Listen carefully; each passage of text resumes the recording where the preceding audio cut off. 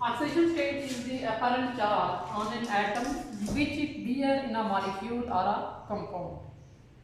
Oxidation state charge होता है, basically ये apparent चार्ज होता है किसी भी एटम के अंदर, किसी भी एटम पे जो वो मॉलिक्यूल या किसी कंपाउंड के अंदर बियर करता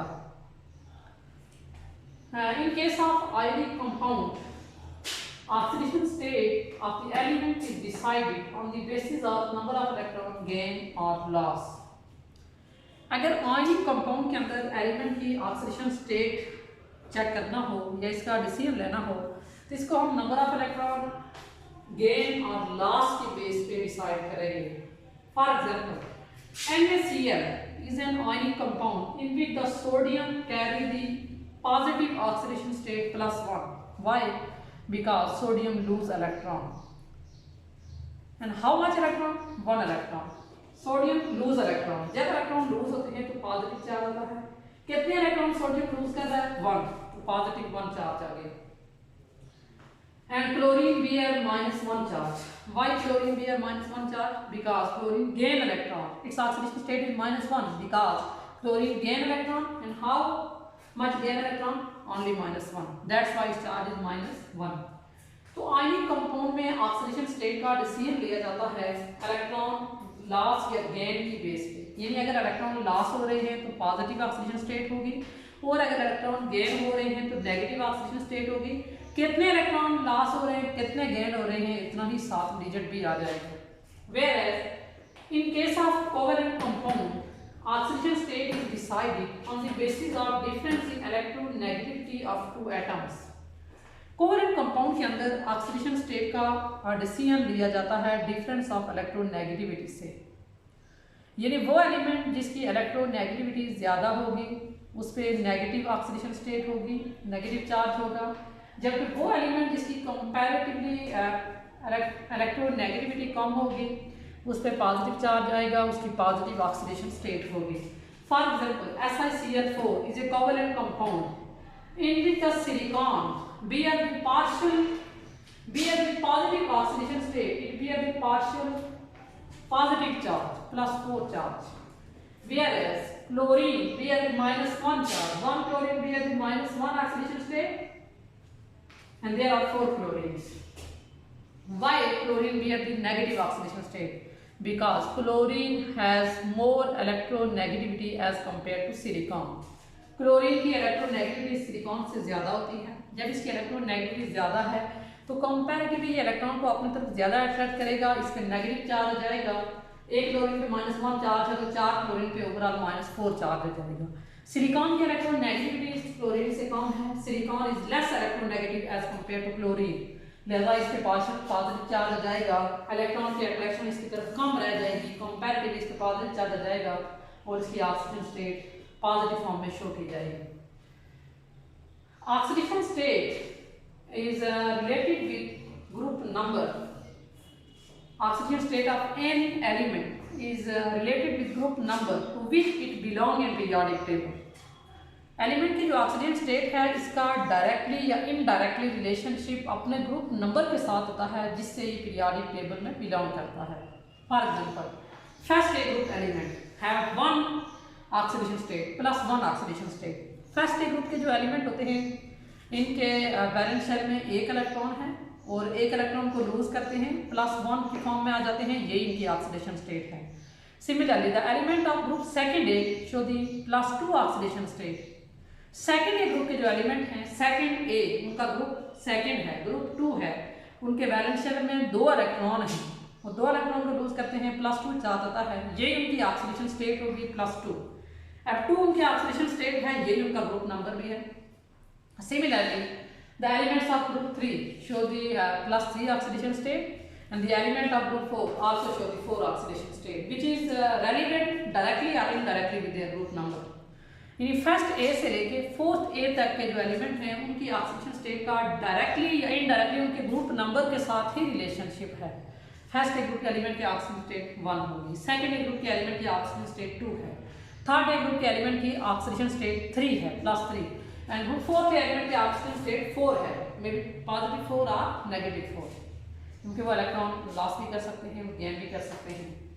Whereas group fifth element show two type of oxidation state. That is number one, relevant to their group number, are the number of electron present in the valence shell, are the vacancies available in the valence shells. Group 5 के जो element हैं ये दो तरह के oxygen state show करते हैं. इनकी ऑक्सीजन स्टेट इनके वैलेंस इलेक्ट्रॉन की बेस पे भी होती है, which is their group number, and also the vacancies available in the valence shell.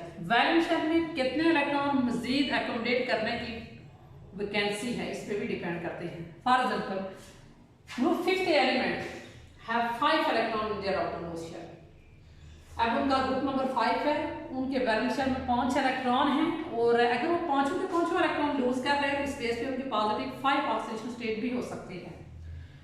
अब 5 इलेक्ट्रॉन उनके पास हैं और ऑक्टेट कंप्लीट करने के लिए उनको 3 इलेक्ट्रॉन मजीद चाहिए हैं. अगर वो 3 इलेक्ट्रॉन गेन कर लेते हैं तो ये वैकेंसीज हैं कि उनके पास मजीद 3 इलेक्ट्रॉन एकोमोडेट करने की गुंजाइश है. और अगर वो 3 इलेक्ट्रॉन ले लेते हैं तो इस सूरत में उनकी ऑक्सीडेशन स्टेट क्या हो जाएगी, -3. तो group 5 element show two type of oxygen state, that +5 and -3. Similarly, group 6 element also show two type the oxidation state, that is +6 and -2. +6 is relevant with their group number, they belong to the group 6 element and also have the 6 electron present in their valence shell. अगर वो 6 के 6 electron lose कर देते हैं किसी case के अंदर, या कंपैरेटिवली दूसरे की तरफ ज्यादा देने की सलाहियत रखते हैं, तो इस सूरत में उनकी +6 ऑक्सीडेशन स्टेट होगी. और 6 इलेक्ट्रॉन के पास हैं और वो 2 इलेक्ट्रॉन ले सकते हैं और लेके अपना ऑक्टेट कंप्लीट कर सकते हैं. 2 इलेक्ट्रॉन की वैकेंसी है, तो अगर वो 2 इलेक्ट्रॉन ले रहे हैं तो इस सूरत में ग्रुप 6 एलिमेंट की ऑक्सीजन स्टेट -2 होगी. यानी ग्रुप 6 के एलिमेंट में 2 टाइप की ऑक्सीडेशन स्टेट शो करते हैं, that is the number of electron present in the valence shell और the vacancies available in the valence shell. Number of electron present in the valence shell की base पे उनकी oxygen state +6 होगी, और vacancies की base पे उनकी oxygen state होगी -2. इस केस में हम एक एग्जांपल कंसीडर कर लेते हैं. For example, sulphur. In case of H2SO4 and H2S, sulfur is the member of group 6 element, second member of group 6 element. In case of H2SO4, the sulfur has the +6 oxidation state. इसके मुकाबले में ज्यादा electronegative oxygen है, electron का रुझान oxygen की तरफ ज्यादा हो जाएगा और इसकी जो ऑक्सीडेशन स्टेट है वो पॉजिटिव फॉर्म में आ जाएगी, ये लेस इलेक्ट्रोनेगेटिव रह जाएगा. Whereas this sulfur in case of H2S bear -2 oxidation state. यही सल्फर जब H2S के केस में है इसकी ऑक्सीजन स्टेट -2 है, क्योंकि हाइड्रोजन इसके मुकाबले में लेस इलेक्ट्रोनेगेटिव है. Sulphur is more electronegative than hydrogen. Electron को अपनी तरफ ज्यादा अट्रैक्ट कर देगा, कंपैरेटिवली मोर इलेक्ट्रोनेगेटिव है तो इसकी -2 ऑक्सीडेशन स्टेट हो जाएगी. Group 7 element show only one type of the oxidation state, which is the vacancy available in the valence shell. Group 7 element has 7 electrons in their valence shell and they gain only 1 electron, that's why they have the -1 oxidation state.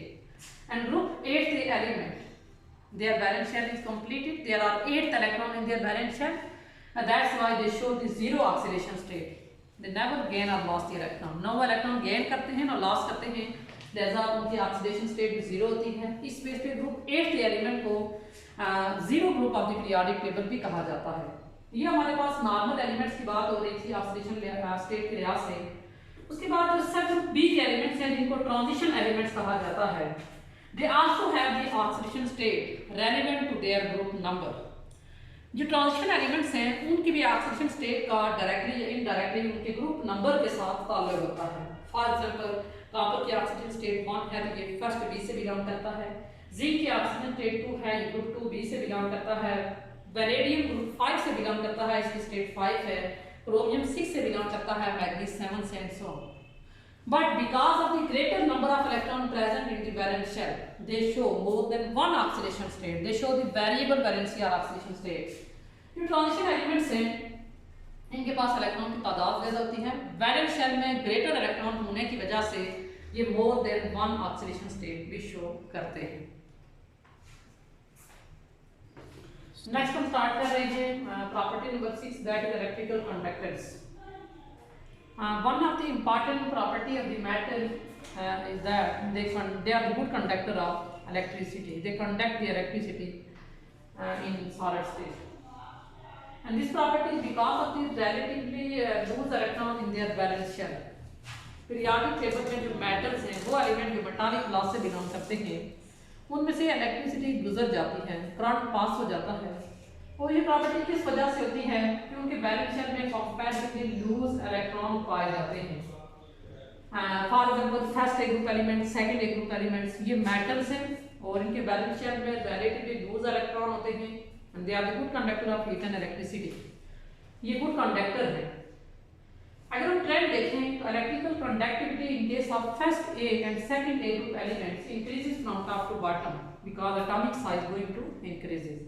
First A और second A group element के case में अगर हम top to bottom move करें तो electrical conductivity increase करती है क्योंकि एटॉमिक साइज इंक्रीज करता है। जितना एटॉमिक साइज ज्यादा होगा इलेक्ट्रॉन रिलेटिवली इलेक्ट्रॉन लूज होते जाएंगे और जितने इलेक्ट्रॉन फ्री ज्यादा हैं, लूज ज्यादा हैं, इतने ही वो इलेक्ट्रिसिटी कंडक्ट भी ज्यादा कर सकते हैं। But this trend is not free from individual variation in different atoms.